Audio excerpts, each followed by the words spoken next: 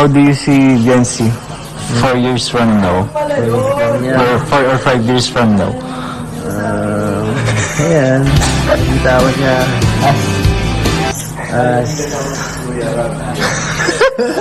Legit, right? Kuya, Yung ano, sa inyong dalawa naman, anong nakikita mo sa sarili nyo 4 or 5 years from now? sa serye. Sa serye? Ako, ano ba ang pwede mangyari sa serye?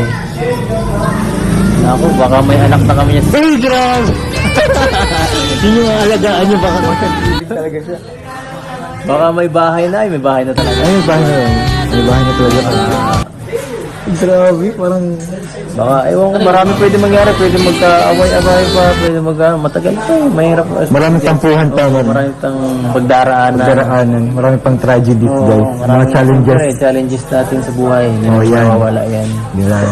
Po, congrats kay Maestro 21 TV. Congrats! Siya pong pinanghalpon na Ghost Reactor ngayong buwan po ng January 2024.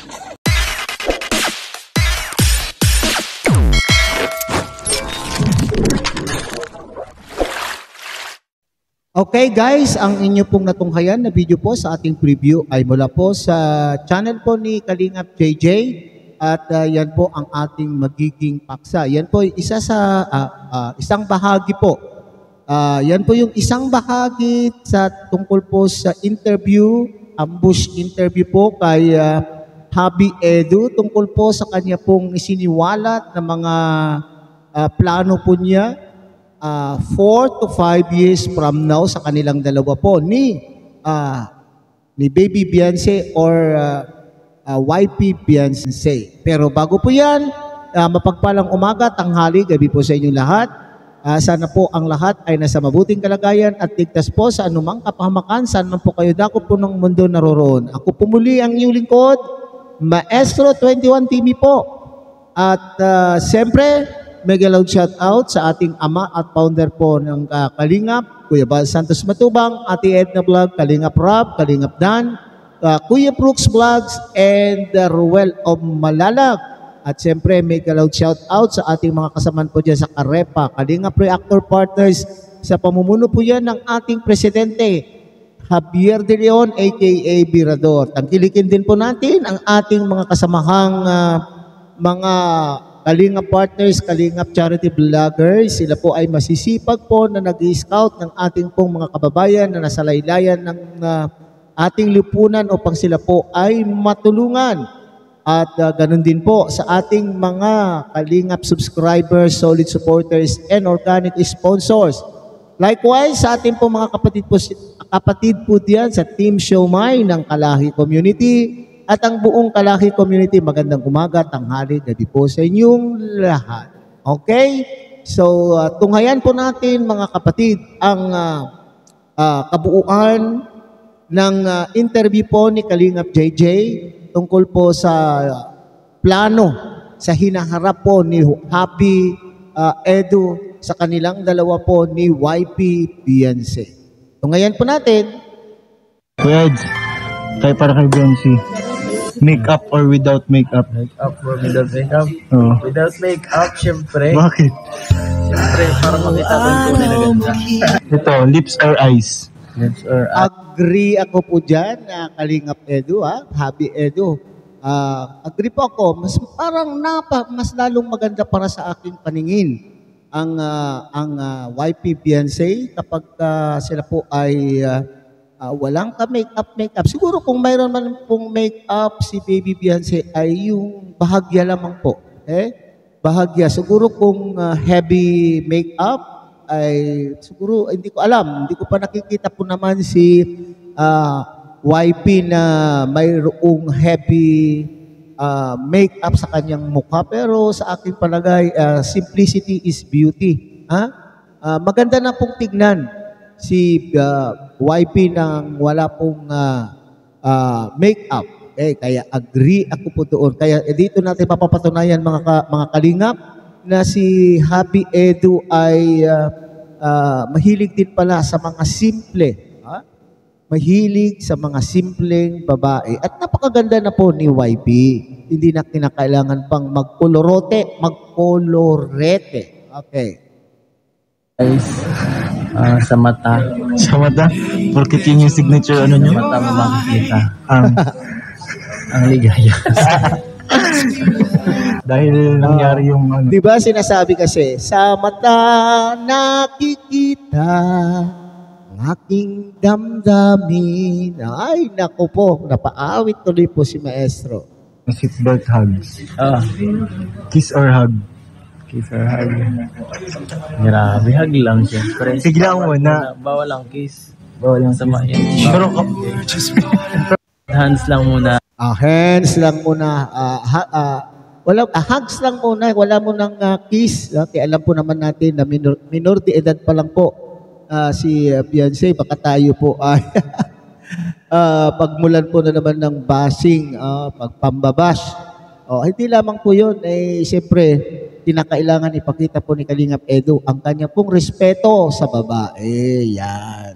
Hanggang hawak kamay lang muna. All the hands while walking. Ano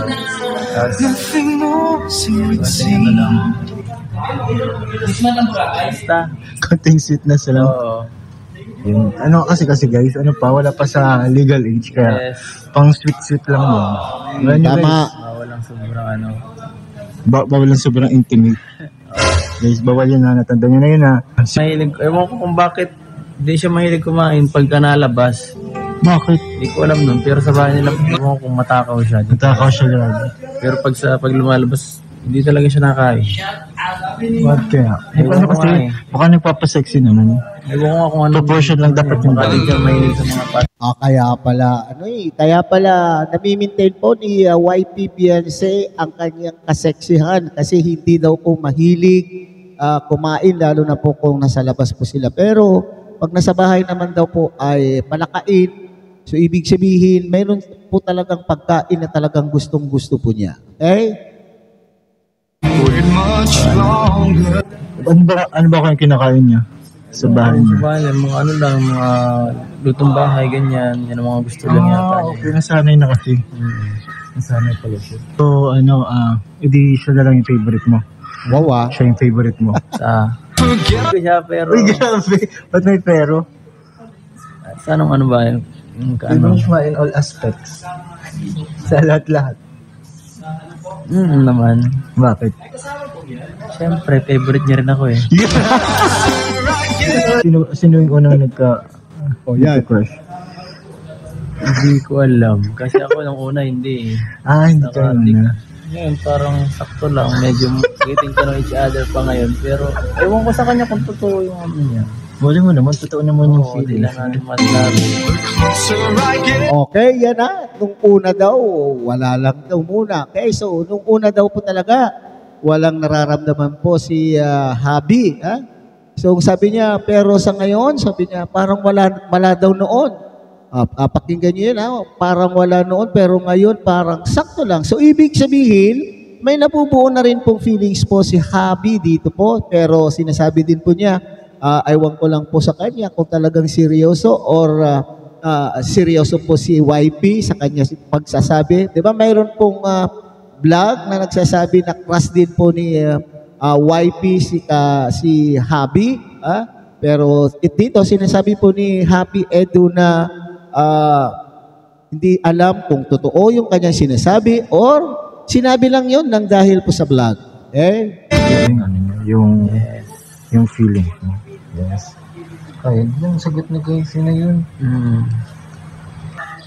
Paano si Vince kinikilig?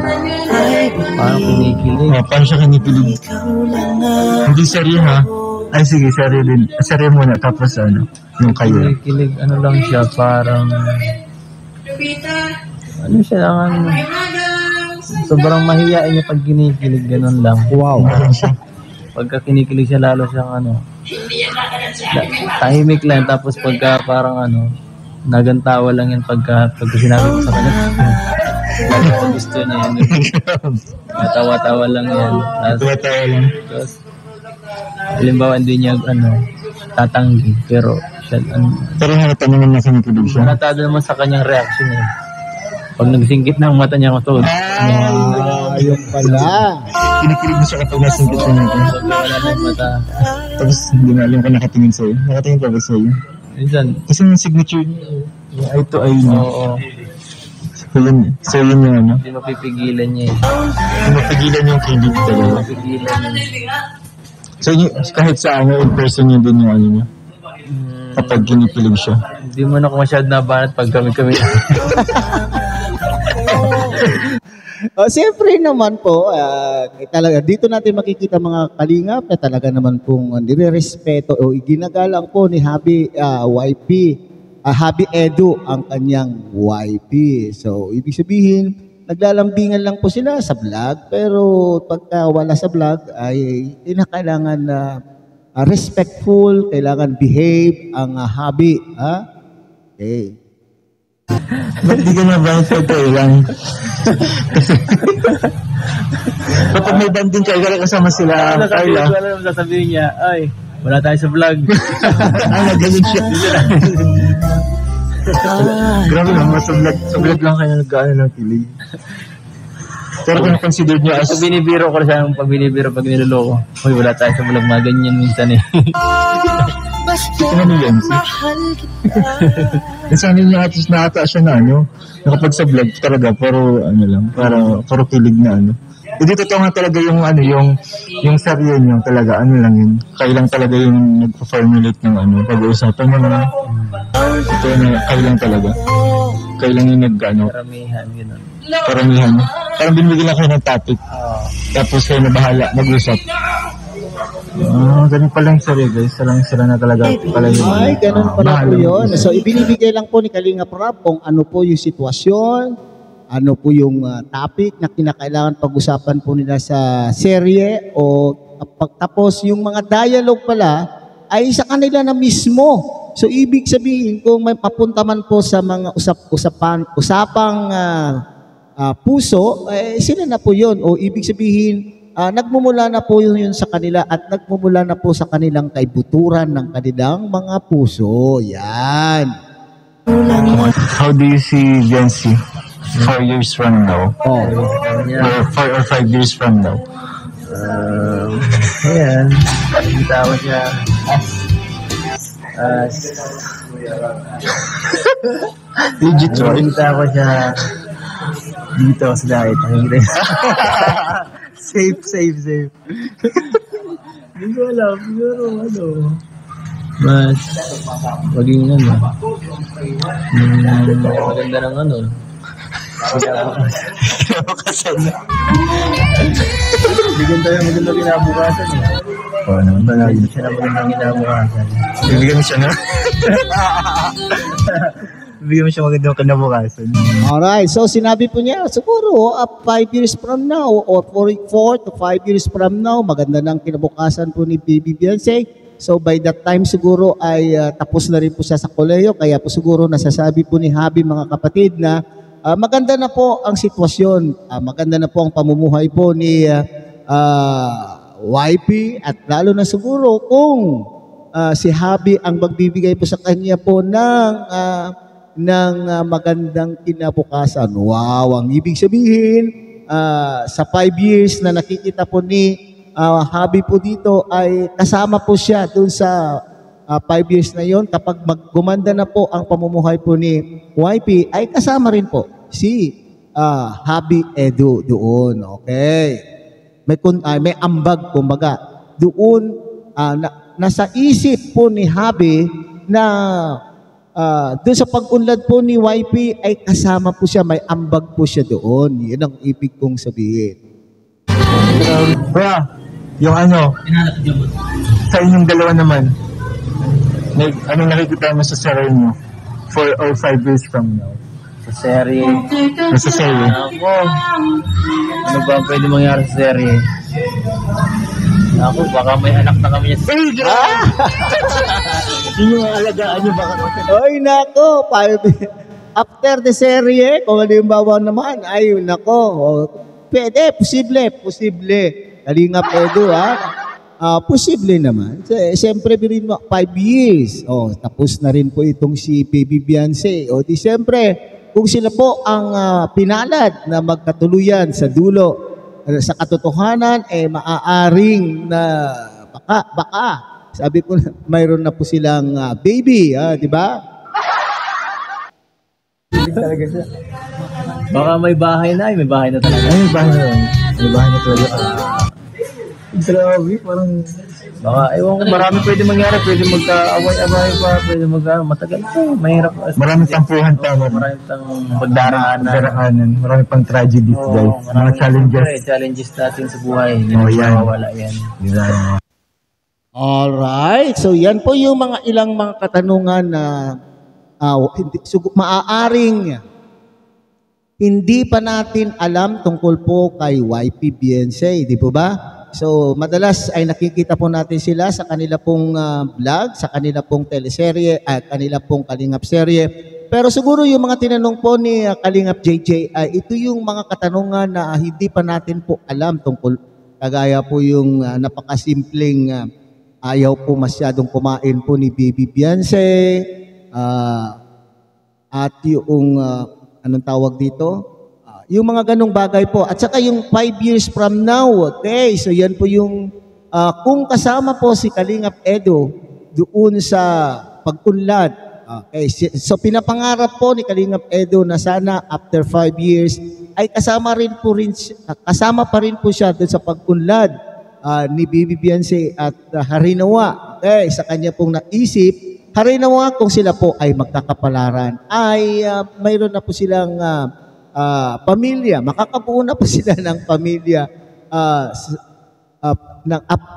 ng after 5 years. Alright, so sana ay maski wala ng teleserye, ipagpatuloy pa rin po nila kung halimbawa hindi po sila at tayo naman po ay minahal po natin as couple, nakita po natin sa teleserye kung anong pagbibigay sa atin ng kilig upang tayo ay masiyahan. Kung halimbawa ay sila po ay hindi pala rin na magkatuluyan sa dulo po ng serye, ay at least man lamang silang pareho ay magiging matagumpay 5 years from now. Yan ang ating personally, yun po ang aking hangad.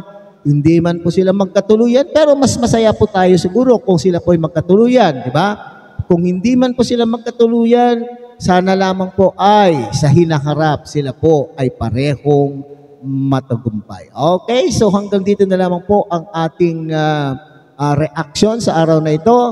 Muli, tangkilikin po natin Kuya Bal Santos Matubang, Ate Edna Vlog, Kalingap Rab, Kalingap Dan, Kuya Brooks Vlog, and of course, Ruel of Malalag. Kung bago lang po kayo sa mga munting channel na ito, sana po inyo rin pong suportahan sa pamamagitan po ng pag-like, share, and subscribe. At tuloy, pindutin na rin po ang notification bell. At nang sa ganoon, tayo pa rin po ay makakasama sa susunod pang mga reaction videos na ating pong gagawin. Muli, isang mapagpalang umaga, tanghali, gabi po sa inyong lahat.